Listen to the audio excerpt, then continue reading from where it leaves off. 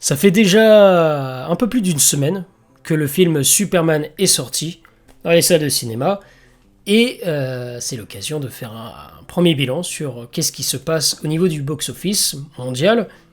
Et vous allez voir que c'est... Est-ce qu'on peut dire qu'on peut être inquiet ? Alors il y a les gens qui vont me dire « Oh mais attends, parce que moi j'ai vu plein d'articles, j'ai vu plein de publications qui te disent que le film est un carton, c'est un succès, etc. » Méfiez-vous. Méfiez-vous parce que on connaît le coup de marketing, on connaît l'astuce, on connaît la technique. Hein, ils se servent de ça pour te dire ouais, c'est un carton, allez le voir, il est incroyable ce film. Alors qu'en vrai, quand tu prends du recul et que tu regardes attentivement et que tu lis bien surtout, bah, tu te rends compte que le film n'est pas un aussi grand succès qu'il prétend l'être. Alors on va regarder ensemble. Déjà tu vois que c'est intéressant parce que ils sont... Alors je ne sais pas si c'est volontaire ou pas, mais il y a clairement une différence entre dire que le film a rapporté 311 millions de dollars et quelques jours après te dire que ah bah non, le film a rapporté 250 millions de dollars au niveau du box-office mondial. Alors, est-ce que c'est volontaire ou pas ? On ne sait pas trop. Donc actuellement le film a rapporté 261 millions de dollars et il va continuer sa course, hein, on verra bien. Encore une fois, on verra bien comment il va terminer, comment ça va se terminer tout ça. Mais la question qu'on peut se poser, c'est est-ce qu'il va dépasser les 700 millions de dollars ?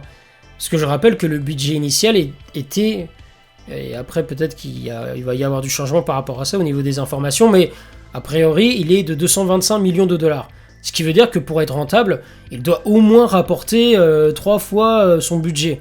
Donc environ autour de 700 millions de dollars. Et la question qu'on peut se poser, c'est est-ce qu'il va réussir à dépasser cette somme ? Sachant que là, actuellement, le film qui est en train de hyper bien fonctionner, c'est Jurassic World. Et on peut même y trouver une explication. Mais en plus de cela, on a les 4 Fantastiques. Les 4 Fantastiques, c'est un film qui va sortir la semaine prochaine. Et donc, en fonction de comment il sera reçu, en fonction des critiques, des premiers retours, si c'est un succès, s'il reçoit de très bonnes critiques, bah, il y a de fortes chances que le film, Les 4 Fantastiques, écrase Superman. J'ai beaucoup de mal à imaginer le film Superman tenir sur le long terme. On verra bien. Il est encore peut-être trop tôt pour juger, mais je pense quand même que ça va être très difficile pour ce film de dépasser les 700 millions. Honnêtement. Peut-être que je me trompe, peut-être que dans quelques semaines, vous allez revoir la vidéo et dire « Ah bah non, il avait complètement tort, parce que ça a dépassé le milliard, etc. » Bon, enfin, honnêtement, j'en doute fortement. Mais ça c'est intéressant, ça sera intéressant de voir quel sera le résultat final. Mais honnêtement, je pense qu'il va se faire écraser par les 4 Fantastiques. Sachant que là, actuellement, Marvel, il n'est pas à son top niveau. On peut le dire. Depuis Endgame, c'est un peu compliqué pour Marvel de renouer les liens avec son public. Ils ne savent pas trop se diriger, ils se sont adressés à tout et n'importe qui en même temps, et ils se sont éparpillés, et bref, ils se sont perdus, Marvel. Là, avec les 4 Fantastiques, on a eu Thunderbolts, qui est sorti, qui a été, même s'il n'a pas eu un énorme succès au niveau du box-office, mais il a quand même reçu un bon succès critique. Donc moi j'avais bien aimé en plus le film, je trouvais qu'il était sympa. On verra avec les 4 Fantastiques, le côté rétro-futuriste, voilà, il y a une vraie direction artistique qui peut être sympa et on verra ce que ça va donner. Puis on va enfin voir le Galactus qu'on aurait voulu voir dans le film les 4 Fantastiques et le Surfeur d'argent, et on l'a eu, mais c'était une version, c'est du truc poussiéreux, le nuage énorme, mais que c'était pas du tout identique à ce qu'on avait dans les comics. Là pour le coup, tu sens qu'ils veulent vraiment être le plus proche possible, le plus comics accurate, et ça fait plaisir, donc on verra bien, mais j'ai quand même le sentiment que les 4 Fantastiques va écraser Superman. On verra bien, et comme je le disais tout à l'heure, le Jurassic World Rebirth, s'il fonctionne autant aujourd'hui, c'est parce que le film s'adresse à un plus large public. Et c'est assez paradoxal parce que Superman, normalement, et surtout comment il était vendu dans les trailers, etc., Et ben en fait, c'est censé être un personnage qui s'adresse à tout le monde, qui parle à tout le monde. Et normalement, Superman, et c'est ça qui est assez étrange, c'est que c'est un personnage qui en fait n'a jamais réuni autant de monde. Je crois qu'au film, il n'y a aucun film Superman qui a dépassé le milliard. Ça a toujours, comment dire, ça n'a jamais réussi à avoir autant de succès que Batman. Les Batman, par exemple, oui, surtout depuis la trilogie de Christopher Nolan, ça a toujours été un succès.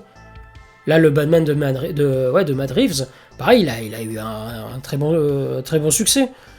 Et alors que Superman, ce n'est pas le cas, alors que pourtant c'est censé être un personnage qui s'adresse à tout le monde. Alors certes, au niveau du box-office, en termes de démarrage aux États-Unis, bah, ça a été très très bon. Il a fait un très très bon démarrage pour le premier week-end, et c'est à ça que font référence les articles, les publications quand ils te disent que le film est un succès, c'est un carton. Oui, parce que aux États-Unis, il a fait un très très bon démarrage, et je crois que c'est le meilleur démarrage justement de tous les films. Si on prend tous les films Superman réunis, bah, c'est celui qui a rapporté le plus pour son premier week-end. Donc en termes de démarrage, c'est très positif. Mais voilà, ça ne s'arrête que là.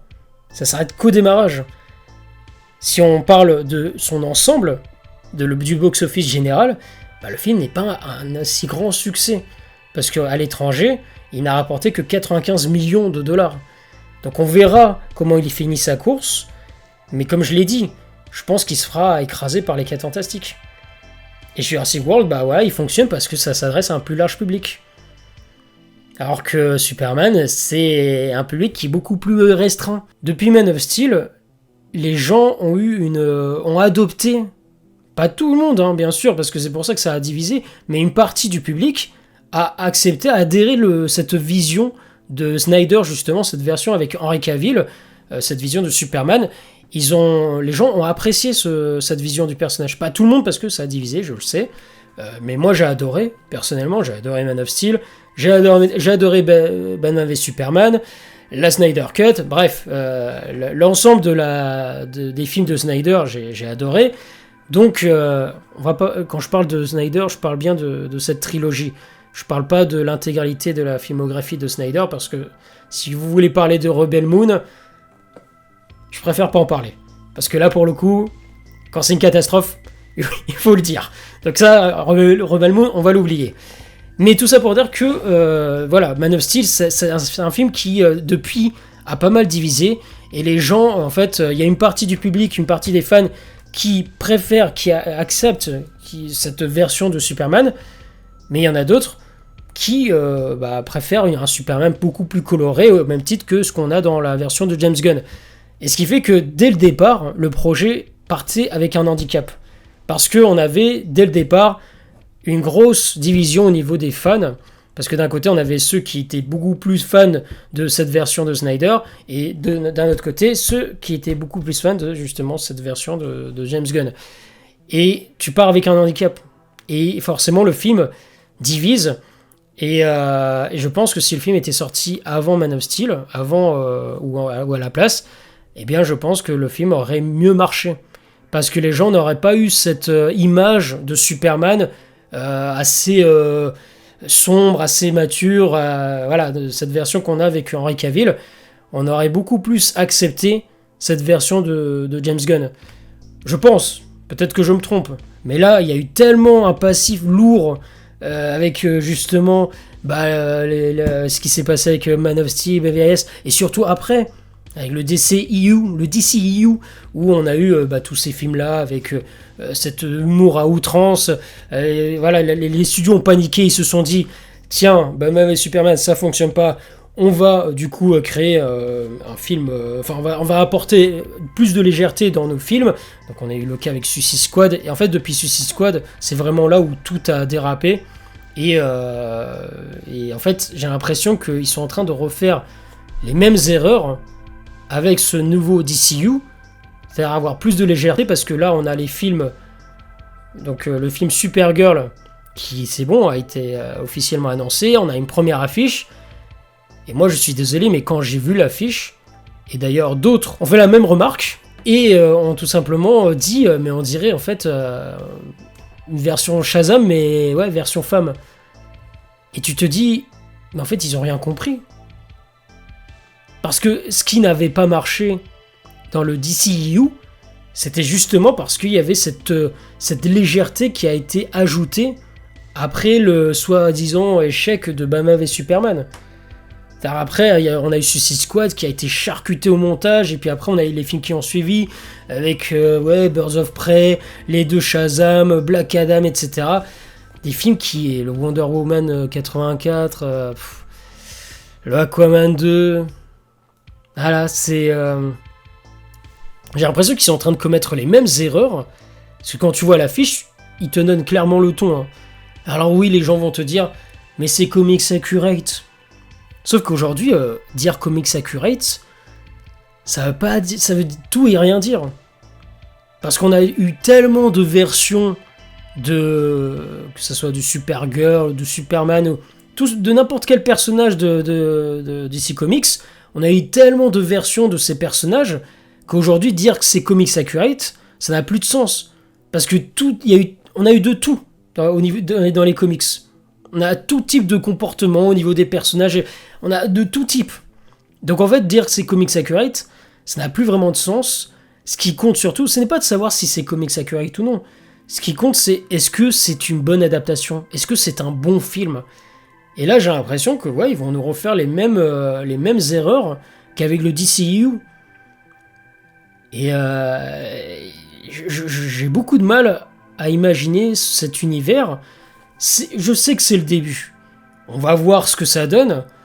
Peut-être que je me trompe. Peut-être que vraiment cet univers va finalement rencontrer son public et attirer de plus en plus de monde au fil des films. Parce que voilà, c'est pareil. Le premier Iron Man, les premiers films Marvel, ils ont pris leur temps. Ils n'ont pas directement atteint le milliard. Donc attendons de voir. Peut-être que ça va marcher. Même si moi personnellement je pense que je ne serai malheureusement plus la cible, parce que pour le Superman, je l'ai dit dans l'autre vidéo, mais je pense que je n'étais tout simplement pas la cible. Peut-être que le film va trouver un nouveau public, et peut-être que le Superman était en train de se créer un nouveau public, et qu'au fur et à mesure, il va se construire une vraie communauté, de nombreux fans, et puis ça va attirer de nombreux fans. Et peut-être qu'au fur et à mesure, les films du DCU vont rencontrer le succès qui est tant attendu par les studios. Mais c'est vrai que moi, pour ma part, quand je vois ça ne m'attire pas, mais pas du tout. Pas du tout. Supergirl, c'est pas l'image que j'ai de Supergirl. Hein. Et c'est pas parce que cette version de Supergirl est dans tel comics, dans tel numéro, qui est apparu à telle année, à telle page, que ça en est une bonne idée forcément. C'est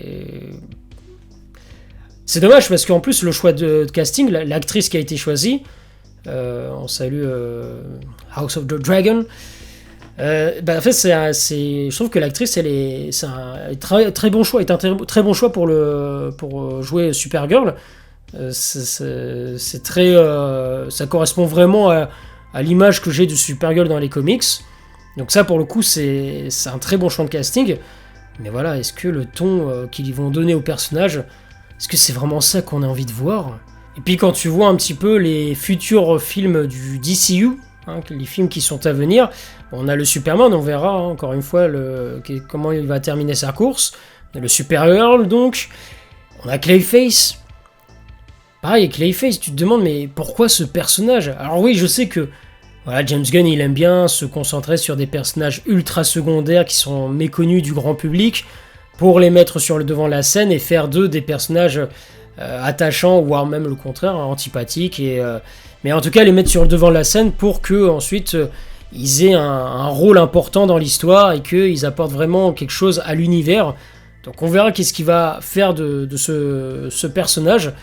Mais c'est vrai que c'est toujours assez curieux de voir ce genre de décision, mais bon. Et ensuite, on a Batman the Brave and the Bold, mais pareil, lui, c'est un film où Batman, il sera, je pense, très secondaire. Si on tient compte des comics, on va surtout se concentrer sur son fils. plus, il sera réalisé par Andy Muschietti. Le même réalisateur que celui qui a réalisé The Flash. Et là, pour le coup, il y a de quoi être inquiet. Parce que, honnêtement, The Flash, c'est l'un des... Alors, peut-être pas le pire film, faut pas exagérer non plus. Il y avait quand même certaines choses, allez, que je trouvais sympa. Mais globalement, c'était quand même... assez nul, hein, ce film. C'était vraiment... on n'était pas loin... Pour moi, c'était presque la catastrophe. Heureusement qu'il y avait 2-3 éléments que ça allait, mais on n'était pas loin de la catastrophe, mine de rien. Et franchement, de savoir que Andy Muschietti va réaliser ce film, ça va être compliqué. The Flash, ça fait partie de ces films où, quand j'étais à la salle de cinéma, j'étais en train de me demander, mais qu'est-ce que je faisais dans la salle ? Qu'est-ce qui m'a pris de payer pour aller voir ce film ? Parce qu'on était tellement à un niveau de médiocrité. Alors, heureusement, voilà, je le dis, il y a 2-3 trucs, ça passe. Mais globalement, c'était quand même assez médiocre, ce film.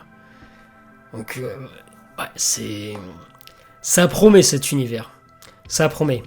Après, voilà, ça se trouve, il faut lui laisser le temps. Peut-être qu'il va trouver son public, et peut-être que les films à venir dépasseront le milliard. Mais en tout cas, pour ce qui est de Superman, j'ai beaucoup de mal à imaginer qu'il va dépasser ne serait-ce que les 700 millions de dollars. Peut-être que j'ai tort, voilà. Peut-être que j'ai tort. On verra comment il termine sa course, comme je l'ai dit.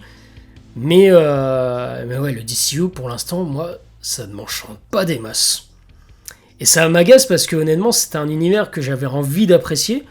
J'avais accepté le fait que, voilà, le Snyderverse, donc, c'était mort, il fallait passer à autre chose. J'avais accepté cela, je me suis dit, ok, accueillons à bras ouverts ce nouvel univers. Mais là, ouais, ça va être compliqué.